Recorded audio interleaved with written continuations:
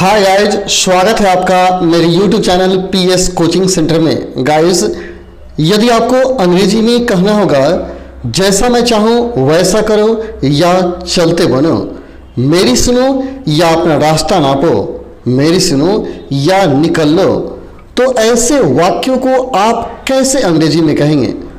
तो गाइज, आज के वीडियो में ऐसे ही लाजवाब 4 स्ट्रक्चर पढ़ेंगे जो एडवांस इंग्लिश ग्रामर से लिया गया है। आप इस वीडियो को पूरा देखें, काफ़ी मज़ा आने वाला है। मैंने प्रत्येक स्ट्रक्चर को गाना के माध्यम से समझाने का प्रयास किया है ताकि आपको अच्छा से अच्छा समझ में आ सके। तो चलिए ज़्यादा समय बर्बाद नहीं करते, शुरू करते हैं आज का लाजवाब एडवांस इंग्लिश स्ट्रक्चर।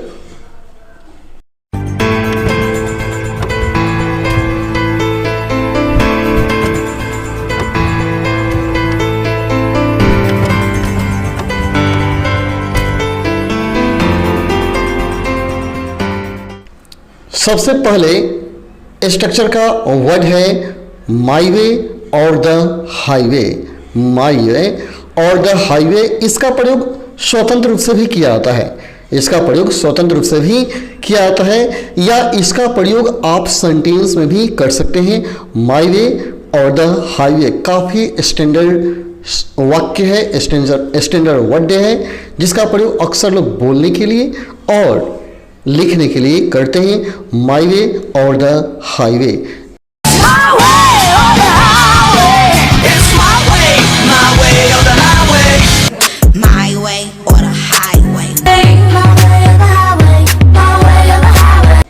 जिसका अर्थ होता है मेरी सुनो या चलते बनो, मेरी सुनो या रास्ता नापो, मेरी सुनो या निकल लो, एक्सेप्ट और लिव इट, यानी मेरे बात को एक्सेप्ट करो अन्यथा यहाँ से जाओ। माई वे और द हाईवे, ऐसे ही आप बोल सकते हैं बात बात में।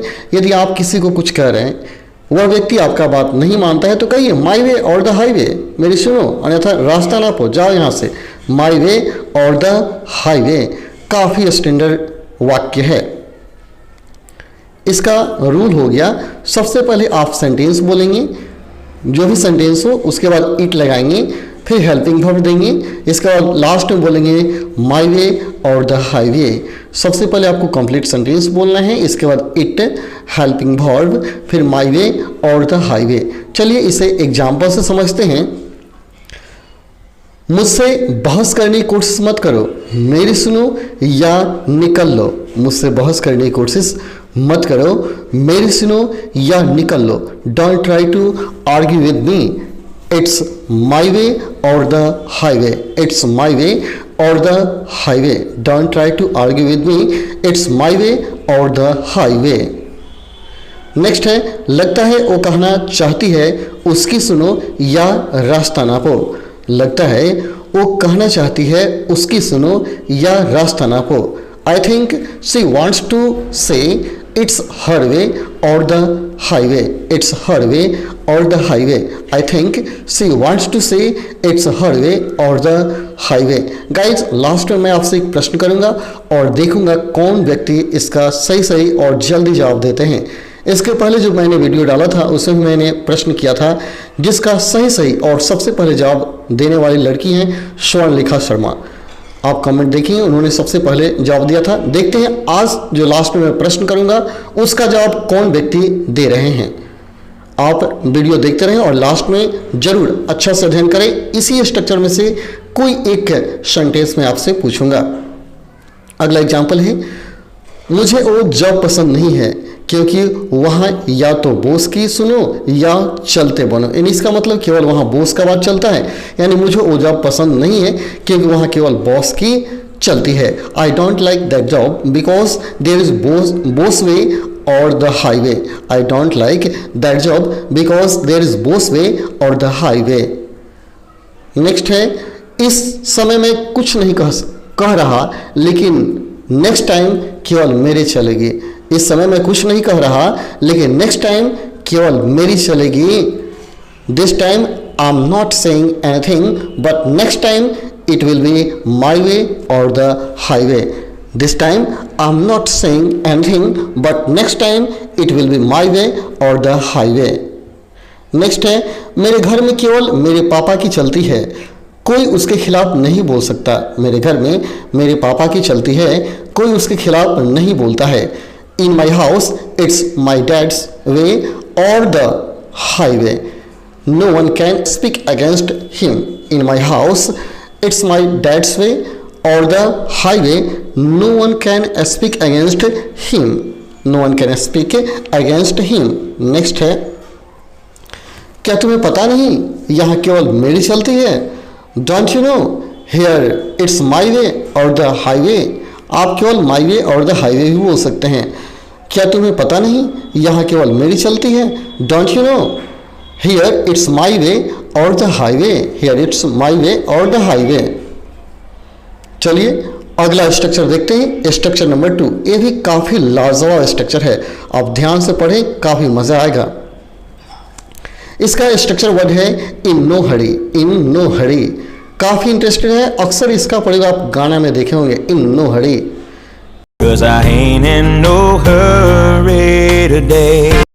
इसका अर्थ होता है इन नो हरी का कोई जल्दी नहीं, कोई जल्दी नहीं या जल्दी में नहीं। इन नो हरी कोई जल्दी नहीं। इन नो हरी का मतलब हो गया कोई जल्दी नहीं। तो इसका उपयोग आप स्ट्रक्चर में करेंगे। सबसे पहले आप सब्जेक्ट लगाएंगे, उसके बाद हेल्पिंग वर्ब, इसके बाद इन नो हरी और लास्ट में टू देकर के वर्ब जोड़ेंगे और अदर वर्ड आप अंत में डालेंगे अगर होगा तो। ठीक है, एक और चीज़ मैं बता दूं, यहाँ इन नो हरी लगाया गया, अगर वाक्य पॉजिटिव हो तो नो हटा देंगे, इन हरी बोलते हैं, इन हरी बोलेंगे। ठीक है, अगर नेगेटिव है तो इन नो हरी और पॉजिटिव हो तो इन हरी बोलते हैं। ठीक है, कोई जल्दी नहीं और कोई जल्दी बात नहीं है। ठीक है, उस अर्थ में इन नो हरी का प्रयोग किया जाता है। तो चलिए एग्जाम्पल से इसको समझ लेते हैं। जैसे मुझे तुमसे मिलने की कोई ज़रूरी नहीं है, या मैं तुमसे मिलने की जल्दी में नहीं हूँ। मैं तुमसे मिलने की जल्दी में नहीं हूँ। I am in no hurry to meet you. I am in no hurry to meet you. मुझे तुमसे मिलने की कोई जल्दी नहीं है। I am in no hurry to meet you. I am in no hurry to meet you. Next है मुझे वहाँ जाने की कोई जल्दी नहीं है, या मैं वहाँ जाने की जल्दी में नहीं हूँ। I am no hurry to go there. I am no hurry to go there. मुझे वहाँ जाने की कोई जल्दी नहीं है।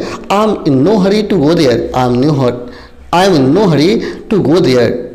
अगला है उसे शादी करने की कोई जल्दी नहीं थी। उसे शादी करने की कोई जल्दी नहीं थी, या बोलिए वो शादी करने की जल्दी में नहीं थी। वो शादी करने की जल्दी में नहीं थी। She was in no hurry to get married.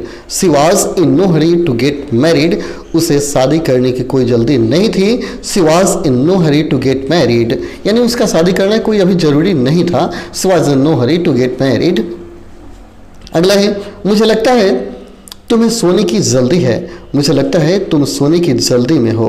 मुझे लगता है तुम्हें सोने की जल्दी है, अर्थात I think you are in hurry to sleep. यहाँ पॉजिटिव है इसलिए मैंने नो को हटा दिया है और मैंने लिखा I think you are in hurry to sleep.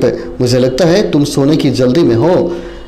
I think you are in hurry to sleep. I think you are in hurry to sleep. Next है उस टाइम पर उसे जॉब करने की कोई जल्दी नहीं होगी। उस टाइम पर उसे जॉब करने की कोई जल्दी नहीं होगी। At that time he will be in no hurry to do a job. In that time, at that time he will be in no hurry to do a job. He will be in no hurry to do a job, to do a job. Next है मुझे सच बताने की कोई जल्दी नहीं होनी चाहिए। तुम्हें सच बताने की कोई जल्दी नहीं होनी चाहिए। तुम्हें, ध्यान से देखिए, तुम्हें सच बताने की कोई जल्दी नहीं होनी चाहिए। You should be in no hurry to tell the truth. You should be in no hurry to tell the truth. You should be in no hurry to tell the truth. Next है उसे mobile खरीदने की कोई जल्दी नहीं हो सकती क्योंकि उसके पास पहले से ही एक मोबाइल है। उसे मोबाइल खरीदने की कोई जल्दी नहीं हो सकती क्योंकि उसके पास पहले से ही एक मोबाइल है। He can be in no hurry to purchase a mobile because he already has one. He already has one. यहाँ वन के बाद मोबाइल लगाने की ज़रूरत नहीं है क्योंकि मोबाइल का प्रयोग पहले ही किया जा चुका है। He can be in no hurry to purchase a mobile because he has already one. उसके पास पहले से ही एक है। He has already one. अगला स्ट्रक्चर देखते हैं, स्ट्रक्चर नंबर 1। 3 है, ये भी काफ़ी लाजवाब है, काफ़ी मज़ेदार है स्ट्रक्चर, एडवांस इंग्लिश ग्रामर से लिया गया है। इसका स्ट्रक्चर वर्ड है कहिए या इसको आप फ्रेजल वर्ब कह सकते हैं। Go behind one's word, go behind one's word, यानी इसका अक्सर प्रयोग मुकरने के अर्थ में करते हैं। यदि कोई अपने वादों से मुकर जाता है, आपसे किसी ने कुछ वादा किया और वो करने से मुकर रहा है, हिचकिचा रहा है, तो गो बिहाइंड वंस वर्ड का प्रयोग करते हैं, या go back one's word, go back one's word या गो बिहाइंड वंस वर्ड। तो यहाँ वंस के स्थान पर माई, योर, हिज, हर, देयर या आवर का प्रयोग किया जाता है। तो गो बिहाइंड वंस वर्ड का मतलब क्या हुआ? अपने वादा से मुकर जाना। गो बिहाइंड वंस वर्ड, अपनी बात से मुकर जाना, अपनी बात से पीछे हट जाना, जैसा कहा हो वैसा न करना, यानी वादा से मुकर जाना, बातों से पीछे हट जाना। Go back on one's word, यहाँ वंस के स्थान में क्या लगाएंगे? Your, my, ours, his, her इत्यादि का प्रयोग किया जाता है। ठीक है, चलिए इसका प्रयोग स्ट्रक्चर में कैसे करेंगे पहले देखते हैं। आप सबसे पहले सब्जेक्ट लगाएंगे, उसके बाद हेल्पिंग वर्ब, फिर बाद में लगाएंगे गो बिहाइंड वंस वर्ड या go back one's word. One's के स्थान में मैंने बताया हिज, हर इत्यादि का प्रयोग करेंगे और लास्ट में अदर वर्ड देंगे अगर होगा तो। ठीक है, अगर अदर वर्ड्स नहीं है तो देने की कोई ज़रूरत नहीं है। ठीक है, तो सबसे पहले आप सब्जेक्ट, फिर helping verb, go behind one's word या गो बैक वंस वर्ड और लास्ट में आपको अदर वर्ड का प्रयोग करना है। ठीक है, चलिए एग्जाम्पल समझते हैं इसे। जैसे तुम हमेशा अपनी बात से मुकर जाते हो, you always go behind your word. One's के स्थान पर क्या आ गया? योर आ गया। ठीक है, अपनी बात से, you always go behind your word, you always go behind your word या you always go back on your word. तुम हमेशा अपनी बात से मुकर जाते हो, you always go behind your word. Okay, next है वो अपनी बात से मुकर गया, ये पास्ट की बात करता है, वो अपनी बात से मुकर गया, he went behind his word, he went behind his word या he went back on his word, he went back on his word या he went behind his word. वो अपनी बात से मुकर गया, पास्ट की बात है इसलिए वेंट का प्रयोग किया गया है, वो अपनी बात से मुकर गया। अब तुम अपनी बात से मुकर नहीं सकते, now you can't go behind your word, now you can't go behind your word या now you can't go back on your word, now you can't go back on your word. अब तुम अपनी बात से मुकर नहीं सकते। नेक्स्ट है अब तुम अपनी बात से मुकर नहीं सकते, now you can't go back on your word या now you can't go behind your word. ये पहले मैंने बता चुका हूँ। नेक्स्ट है उसने एक मोबाइल गिफ्ट करने का प्रॉमिस किया था लेकिन अब वो अपनी बात से मुकर रहा है। उसने एक मोबाइल गिफ्ट करने का प्रॉमिस किया था लेकिन अब वो अपनी बात से मुकर रहा है। He promised to gift a mobile but now he is going behind his word. Now he promised to gift a mobile but now he is going behind his word, या बोलिए he promised to gift a mobile but now he is going back on his word, now he is going back on his word। Next है मेरा दोस्त अपनी बात से कभी नहीं मुकरता, मेरा दोस्त अपनी बात से कभी नहीं मुकरता।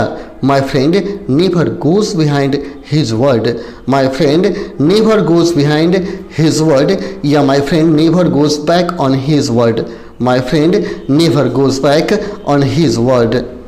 नेक्स्ट है अक्सर वो अपनी बात से मुकर जाया करती थी, she often used to go behind his word. अक्सर वो अपनी बात से मुकर जाया करती थी, he often used to go back, he often used to go back on his word.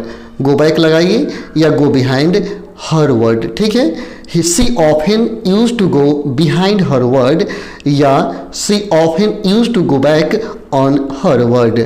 Okay, behind या बैक कुछ भी लगा सकते हैं आप।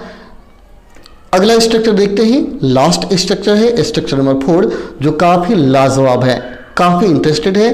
अक्सर इसका प्रयोग बोलने में और लिखने में किया जाता है। इसका स्ट्रक्चर वर्ड हो गया ताकि।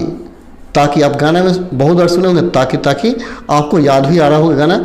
ठीक है, ताकि हो ताकि हो ताकि ताकि ताकि रे ताकि ताकि ताकि ताकि रूम। इसका इंग्लिश होता है सो दैट, इंग्लिश हो गया ताकि का सो दैट। तो सो दैट का अर्थ जिससे कि भी होता है, ठीक है, जिससे कि शर्त वाला वाक्य को जोड़ता है, इसको कनेक्टर बोलते हैं। सो दैट को कनेक्टर बोलते हैं, दो सेंटेंस को कनेक्ट करता है, जोड़ता है, ठीक है। सो दैट अर्थात ताकि, यानी मैं वहाँ जाता हूँ ताकि पढ़ सकूँ। ऐसे हो सकता है मैं प्रज्ञा में जाता हूँ ताकि अच्छा से पढ़ सकूँ, क्योंकि प्रज्ञा ही एक ऐसा कोचिंग संस्थान है जहाँ बेटर शिक्षा दी जाती है। ओके, मैं प्रज्ञा में जाता हूँ ताकि अंग्रेजी पढ़ सकूँ, या मैं वहाँ जाता हूँ ताकि गणित सीख सकूँ। तो सो दैट का अर्थ ताकि होता है, ठीक है। सो दैट अर्थात ताकि। So that I can really feel like a person again.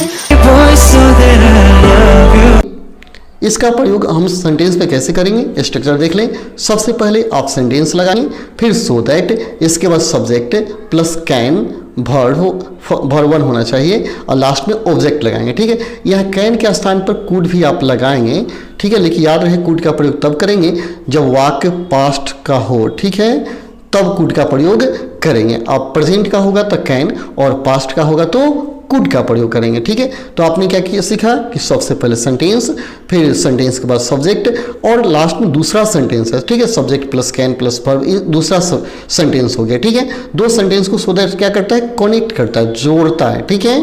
Past होगा तो आपने सीखा कुड, प्रेजेंट होगा तो कैन। चलिए एग्जाम्पल से इसको समझ लेते हैं।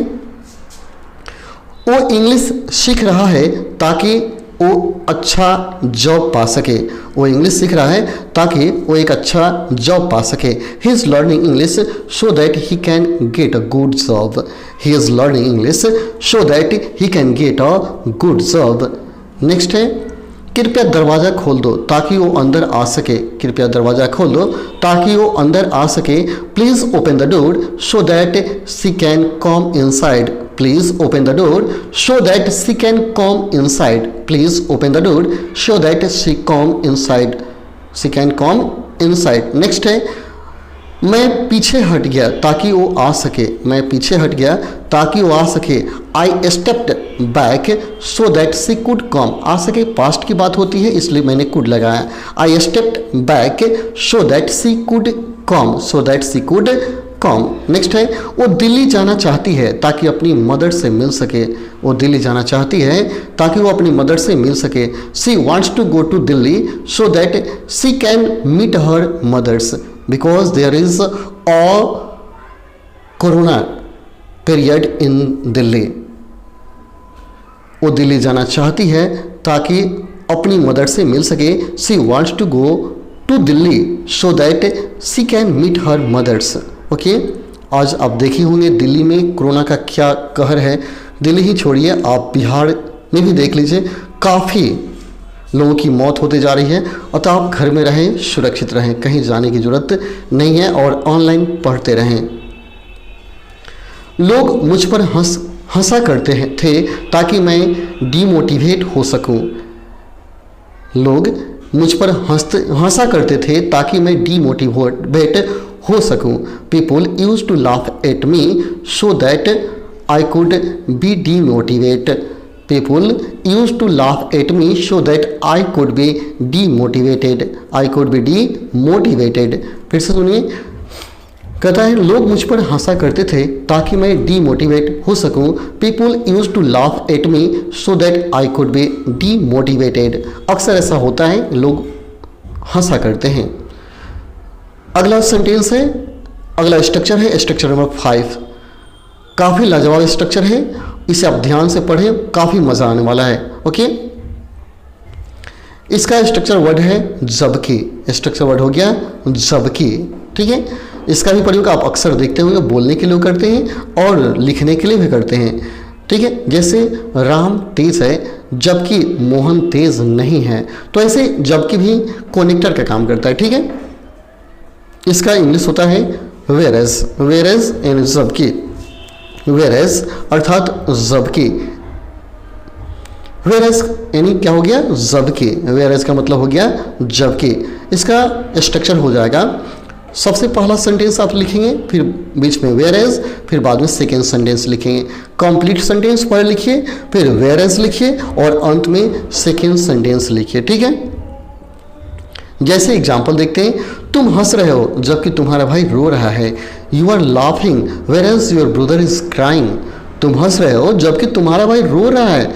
You are laughing whereas your brother is crying. You are laughing whereas your brother is crying.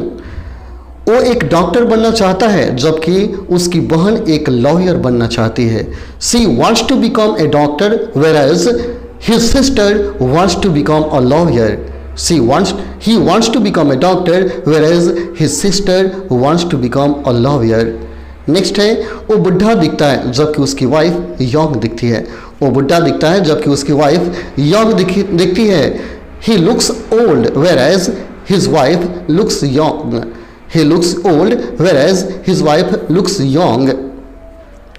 Next है कुछ स्टूडेंट पढ़ रहे थे जबकि कुछ स्टूडेंट खेल रहे थे। कुछ स्टूडेंट पढ़ रहे थे जबकि कुछ स्टूडेंट खेल रहे थे। Some students were getting study whereas some students were playing. Some students were getting study whereas some students were playing. या आप बोल सकते हैं some were playing भी बोल सकते हैं, ठीक है। अगला है तुम उससे प्यार करते हो जबकि वो तुमसे प्यार नहीं करती। You love her whereas she doesn't. You love her whereas she doesn't. She doesn't. You love her whereas she doesn't. Tom के पास एक कार है जबकि मेरे पास दो।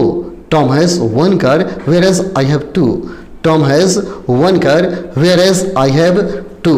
तो चलिए गाइस, आज के वीडियो हम लोग इतना ही रहने देते हैं और आज के लिए आपसे मैं एक प्रश्न करता हूं जिसका आप कमेंट में देंगे।